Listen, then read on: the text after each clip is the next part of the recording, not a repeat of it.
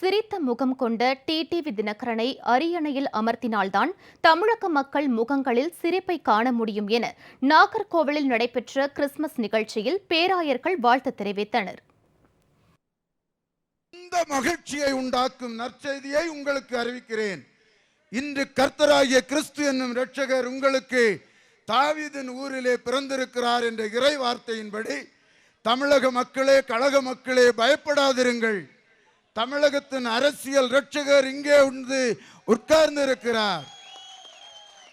சுமார் 2000 ஆண்டுகளுக்கு முன்பதாக உலக இரட்சகராகிய இயேசு கிறிஸ்து தோன்றிய போது ஒரு அதிசய வால் நட்சத்திரம் இந்த உலகத்திலே உதித்தது.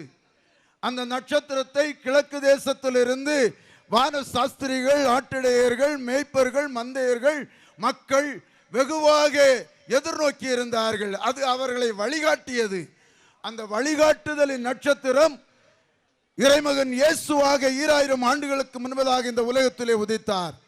இன்று 2021ஆம் ஆண்டின் இறைமகனாக, மக்கள் செல்வராக நம்மத்திலே வந்திருக்கிறார் அருமை சகோதரர் டிடிவி தினகரன் அவர்கள்.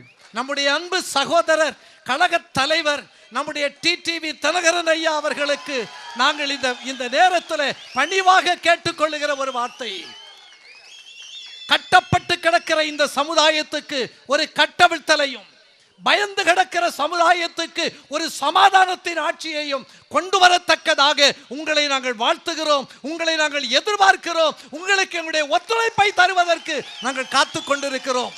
கிறிஸ்து இஸ்ரவேலருக்கு எப்படி ஒரு இரட்சகனாய் இருந்தாரோ அதே போலவே இந்த சமுதாயத்துக்கு, தமிழகத்துக்கு ஒரு இரட்சகனாக உங்களை நாங்கள் எதிர்பார்க்கிறோம், காத்திருக்கிறோம், வாழ்த்துகிறோம்.